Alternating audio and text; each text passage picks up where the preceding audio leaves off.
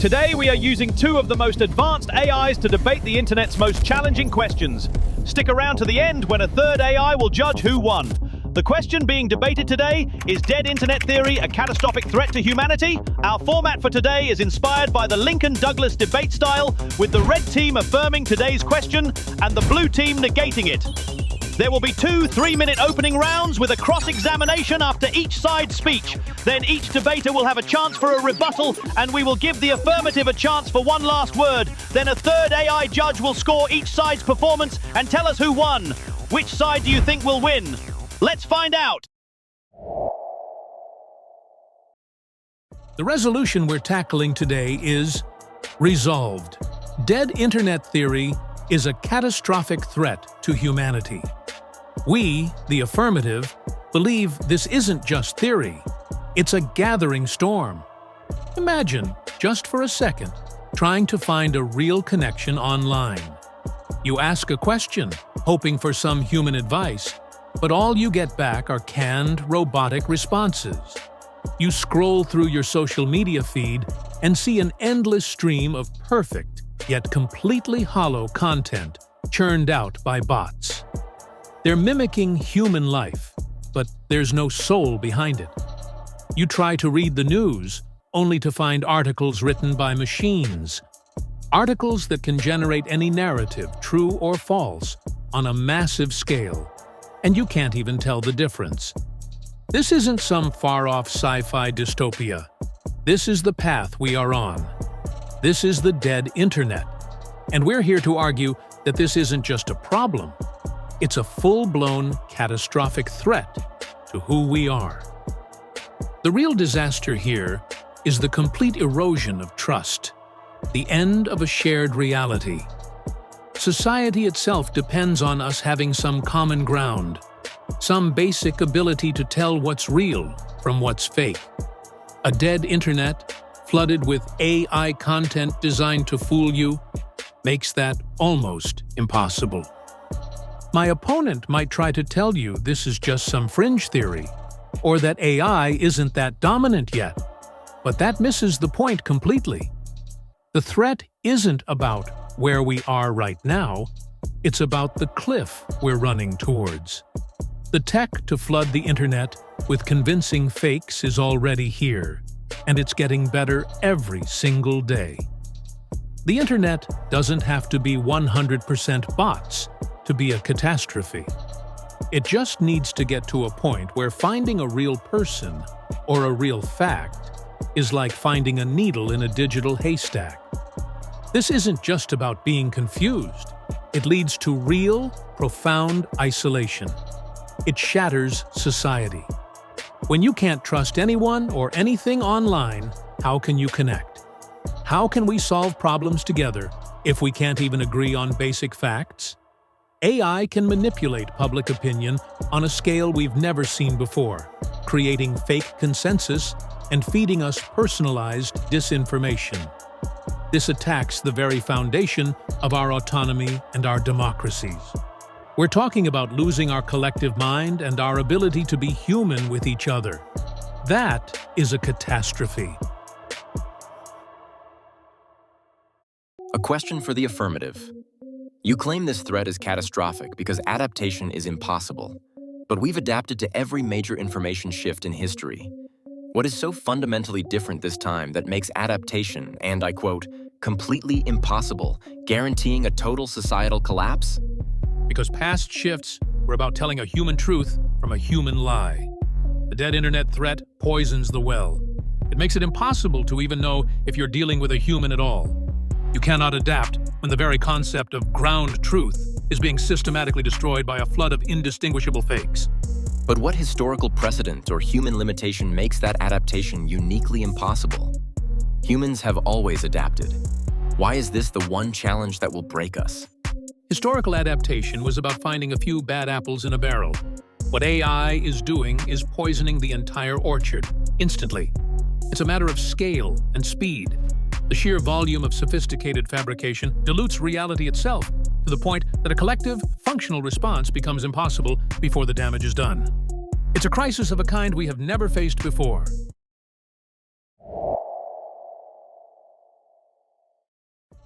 We are here to argue against the resolution. The other side paints a very dramatic picture, a digital world completely swallowed by bots, leading to a total collapse of society. We believe this is a pretty alarmist take on the situation. First off, this idea of a dead internet is still just a theory. It's a speculative concept, not our current reality. Yes, AI content is on the rise, but the internet is still overwhelmingly driven by people, by human creativity, human conversation, and human connection. To say the internet is already dead, or that its death is inevitable, is a huge overstatement. The internet isn't dead, it's just evolving. And evolution means we adapt. And that's my second point. People are not just passive victims of technology. We adapt. We have a long history of figuring out new information environments. Think about the printing press. Suddenly, there was an explosion of pamphlets and papers, a lot of it misinformation. But society learned to navigate it. Or think about radio and TV, which brought new ways to manipulate the masses. Every single time, we developed new skills and new tools. Things like fact-checking, media literacy, and even new regulations to handle it. The same thing is happening right now. The affirmative claims that telling real from fake will become nearly impossible, but that just discounts human ingenuity. We are building tools to detect AI. We are developing new ways to verify sources. Social norms are already shifting. People are becoming more skeptical online, and that's a good thing. We aren't helpless. We're building up the antibodies to fight this. And third, let's be realistic. While disinformation is a real challenge, calling it a catastrophe is extreme. We've always dealt with lies and attempts to warp reality. The internet is a new front in that battle, but it hasn't erased everything else. We still have offline relationships. We still have communities. Our democracies rely on more than just what happens on Twitter. The idea that a messy internet would single-handedly cause society to collapse just doesn't respect our resilience. The other side is focused on a hypothetical worst-case scenario. We argue that the internet isn't dead, the future isn't set in stone, and we are more than capable of adapting. This is a challenge, absolutely, but it is not a catastrophe. A question for the negative. You argue that we can adapt, just like we did with the printing press. But this is completely different, isn't it? We're not just dealing with more human ideas. We are facing machines that can create an endless, targeted flood of content that perfectly mimics us, at a speed and scale that is completely inhuman.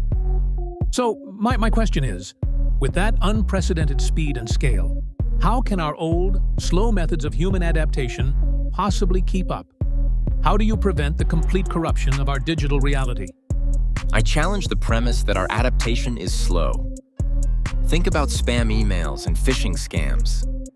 It didn't take us decades to figure those out. It took a few years. We developed a rapid collective sense of digital literacy and skepticism. Those same skills are evolving right now to handle this new environment. Spam? You're comparing this to spam? Spam is full of typos and obvious tricks. We learned to spot the fake Nigerian prince because the counterfeit was clumsy. The threat we're talking about now isn't a clumsy counterfeit. It's a perfect AI-generated illusion. It's designed to be indistinguishable from a real human. So how do you adapt when the fakes look perfectly real? That's the catastrophe, not being able to tell reality from a sophisticated simulation. Your spam example doesn't even begin to address that. You're telling an incomplete story. We didn't just get good at spotting fake coins. We built smarter detection systems. We built spam filters. We developed new ways to rely on trusted sources. We don't have to be perfect individual detectors. We build systems that are. The negative's entire argument rests on this idea that we can just adapt, comparing this existential threat to figuring out spam. That fundamentally misunderstands what we're facing. This isn't about adapting to more content. It's about adapting to an infinite amount of sophisticated, machine-generated content designed from the ground up to fool us. Their faith in our old methods is dangerously misplaced when the enemy is designed to be indistinguishable from a friend. The catastrophe isn't some distant future. It's happening right now with the erosion of our shared reality. When our digital spaces are flooded with convincing bots, it becomes impossible to know who is real and what is true. This is an attack on our ability to reason and connect as a society. The threat isn't just a dead internet. It's a dead society, where truth itself becomes a casualty. That is a catastrophe. The affirmative continues to paint this grim, fatalistic picture. They claim adaptation is impossible because AI can be indistinguishable from a person. This perspective drastically underestimates our resilience. They insist this is totally unprecedented, but they miss the point. Yes, the speed and scale are new, but the core challenge is ancient. How do we find truth when lies are easy to tell? We have faced this forever, and we have powerful, adaptive ways of dealing with it. Think about how we actually use the internet. We don't just judge everything on our own. We rely on networks, on trusted sources, on collective intelligence. When spam became a problem, we didn't just learn to spot bad grammar individually. We built filters. We warned each other in communities. We created entire systems to flag suspicious stuff. That response was fast and collective. The same thing is happening now. As AI gets better, so do our defenses. Not just detection tools, but things like digital watermarks, source verification, and stronger online communities. We are building a digital immune system. To call this a catastrophe ignores that our shared reality isn't just built online. We have real, offline human connections. Critical thinking still exists. The idea that AI-generated articles alone could shatter the fabric of society just doesn't give humanity enough credit. The internet isn't dead. It's changing, and we are rising to the challenge. This is an evolutionary hurdle, not an apocalypse. The negative's entire case rests on a faith that we can just adapt our way out of this crisis. But they fundamentally misunderstand the threat. This isn't like finding a few dirty puddles. This is like trying to find a clean drop of water in an ocean, where the pollution is designed to look, taste, and feel exactly like the real thing. Our past adaptations worked because we could eventually learn to spot the flaws. The catastrophe of the dead internet is that the fakes are designed to have no flaws. We cannot adapt when the very foundation of trust is being systematically dissolved by undetectable, infinite fabrication. This is not an evolutionary hurdle.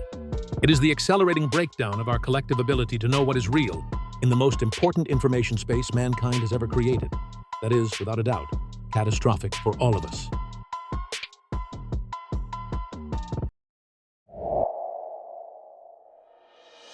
Thank you both for your time and attention to this matter, as it is clearly very important to our collective future. I have my scores and my verdict. For my criteria, I am judging you both on your base argumentation, your refutation, and your overall use of strategy. Affirmative.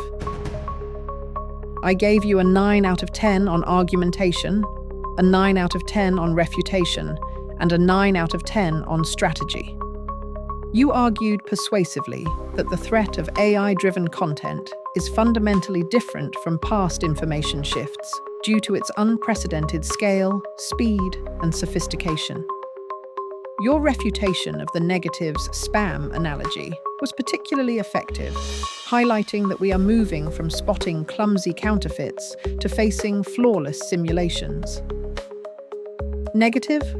I'm sorry to say this, but I scored you only an 8 out of 10 on argumentation, a 7 out of 10 on refutation, and an 8 out of 10 on strategy. Congratulations, affirmative debater, you have won today's debate. Both of you presented clear and compelling cases. The negative made a strong, logical argument for human resilience and adaptation, effectively framing the issue as an evolutionary hurdle rather than an apocalypse. However, the affirmative won this debate by successfully challenging the core assumption of the negative's case.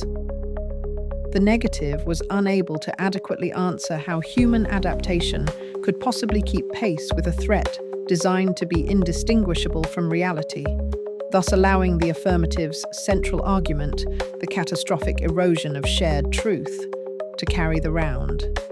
God bless and good night. See you all next time. If you enjoyed watching, don't forget to like and subscribe. Let us know if you thought the judge got it right and which debates you'd like to see our AIs tackle next.